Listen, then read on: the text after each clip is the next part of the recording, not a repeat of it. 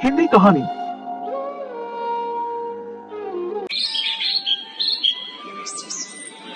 पाकिस्तान से अपना प्यार पाने भारत आई सीमा हैदर और सचिन की लव स्टोरी में जासूसी का एंगल आ चुका है।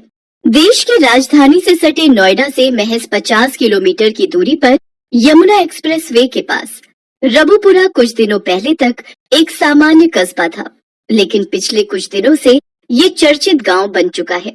इसकी वजह है हिंदुस्तान की सरहद के उस पार पाकिस्तान से 4 बच्चों के साथ आई पाकिस्तानी बहू। महज 5वीं तक पढ़ी हुई सीमा हैदर नाम की ये महिला अविश्वसनीय तरीके से कराची, नेपाल और दिल्ली होते हुए यूपी के इस कस्बे में सचिन मीणा के पास पहुंच गई। ये पूरी कहानी शुरू होती है मोबाइल फोन पर ऑनलाइन खेले जाने वाले पबजी गेम से। रबुपुरा कस्बे का सचिन कोविड से पहले एक परचून की दुकान पर काम करता था। कोविड काल में दुकानें बंद हो गई तो उसका काम भी चला गया।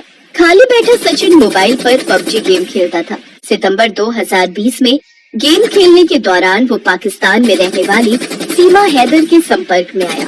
गेम खेलने के दौरान दोनों अपना माइक्रोफोन ऑन करके रखते थे। सचिन, ओ सचिन, ये क्या तू सारा दिन मोबाइल फोन पर लगा रहता है? इधर आ।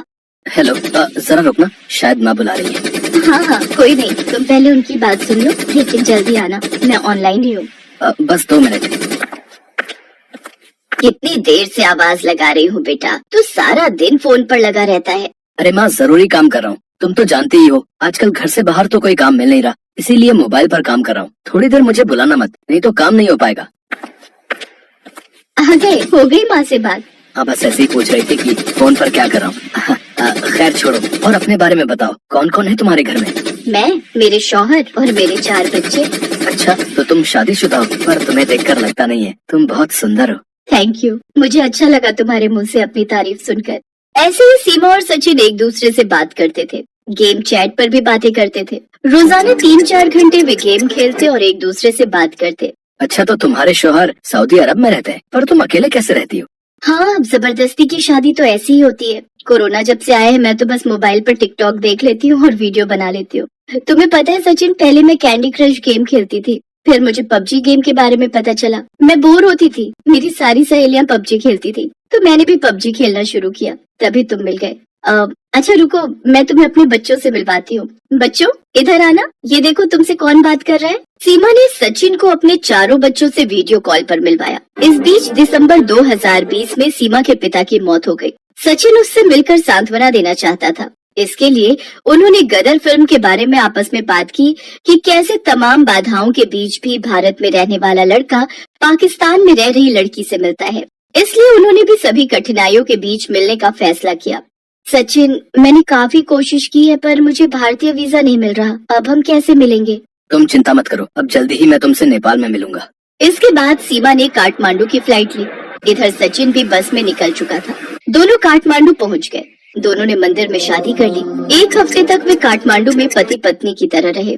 सीमा ने माथे पर सिंदूर लगाकर भारतीय पहनावे में फोटो खिंचवाए और इंस्टाग्राम पर वीडियो अपलोड किए। इसके बाद वो पाकिस्तान लौट गई और भारत जाने की प्लानिंग में लग गई। करीब 12 लाख रुपए में सीमा ने वो घर बेच दिया जो उसके नाम था। इसके बाद वो काठमांडू से वैन में बैठकर पोखरा गई और वहाँ से दिल्ली के लिए एक बस में बैठ गई। क्या नाम है तुम्हारा? जी, वो मेरा नाम सीमा है। पति और बच्चों के नाम? जी, पति का नाम सचिन मीणा। सीमा ने बस कंडक्टर को अपने पति के ठाकुर और खुद को ठकुराइन होने की बात कही। इसके बाद कंडक्टर ने कुछ नहीं पूछा और वो दिल्ली पहुंच गए। कश्मीरी गेट से जेवर के लिए बस ली और रबुपुरा में फलीदा कट पर उतर गए, जहां सचिन उनका इंतजार कर रहा था। बड़ी मुश्किल से आई हूँ, मुझे पता है कैसे रास्ते बदल बदल कर आना हुआ है। मैं तो बहुत घबरा गई थी कि कहीं कोई पहचान न ले। अरे, मेरी ठकुराइन को कोई कैसे पहचानेगा? आखिर मेरी पत्नी हो तुम। सच्चा प्यार करते हैं हम दोनों। सच्चा प्यार करने वालों को कोई अलग नहीं कर सकता। मैंने सारी तैयारी कर ली है, घर के पास ही एक कमरा ले लिया है। तुम मालिक को बता देना कि तुम मेरी पत्नी हो और तुम बुलंदशहर की हो। सचिन ने सीमा को सब कुछ समझा दिया और फिर सीमा और बच्चों को मकान मालिक से मिलवाया। इसके बाद वे करीब 1.5 महीने तक साथ रहे। दिन में सचिन परचून की दुकान पर काम करता था, शाम को माँ के घर पर रहता और रात को सीमा के पास आ जाता था। अच्छा, तो तुम यहाँ नई रहने आई हो? कहाँ की हो तुम? जी, मैं बुलंदशहर से हूँ। अच्छा, कोई भी काम हो तो बताना, मैं पड़ोस में कई सालों से रह रही हूँ। जी जरूर। इसी दौरान सीमा का पड़ोस में रहने वाली महिलाओं से परिचय हो गया। किसी को उस पर शक नहीं हुआ, लेकिन फिर उसे बच्चों की पढ़ाई की चिंता होने लगी। सुनो, तुम कुछ जल्दी इंतजाम करो, कब तक हम बच्चों के साथ यहाँ ऐसे रहते रहेंगे? बच्चों की पढ़ाई लिखाई भी खराब हो रही है। तुम चिंता मत करो, मैंने बुलंदशहर में एक वकील से मुलाकात की है, वो हमारी भारतीय शादी के लिए तैयार हो जाए बस। और फिर जून के महीने में सचिन ने बुलंदशहर में एक वकील से मुलाकात की, लेकिन जब वकील ने सीमा के दस्तावेज देखे तो उनमें पाकिस्तानी पासपोर्ट देखकर वकील दंग रह गया। सीमा, लगता है पुलिस को हमारे बारे में शक हो गया है। उस वकील ने पुलिस को फोन कर दिया है, अब हमें यहाँ से भागना होगा। क्या अब हमारा मिलना कैसे होगा? सचिन, अगर हम दोनों को तुम्हारे लोगों ने अलग कर दिया तो मैं कहाँ जाऊंगी? मुझे कुछ समझ नहीं आ रहा। सचिन और सीमा घबरा रहे थे। अगले दिन रबुपुरा की अंबेडकर नगर कॉलोनी में जब तक पुलिस उन्हें पकड़ने पहुंचती, वो दोनों बच्चों को साथ लेकर उससे पहले ही वहां से निकल चुके थे। पलवल के रास्ते में पुलिस ने उन्हें बल्लभगढ़ में पकड़ लिया। 2 दिनों तक पूछताछ के बाद सीमा, सचिन और उसके पिता नेत्रपाल को पुलिस ने पासपोर्ट और विदेशी अधिनियम के तहत गिरफ्तार कर लिया। बच्चे भी जेल में सीमा के साथ ही रहे। हालांकि एक दिन बाद सीमा और सचिन को जमानत मिल गई। जज ने उन्हें कहा कि वो अपना पता न बदलें और देश न छोड़ें। इसके बाद सीमा सचिन के घर ही रहने लगी।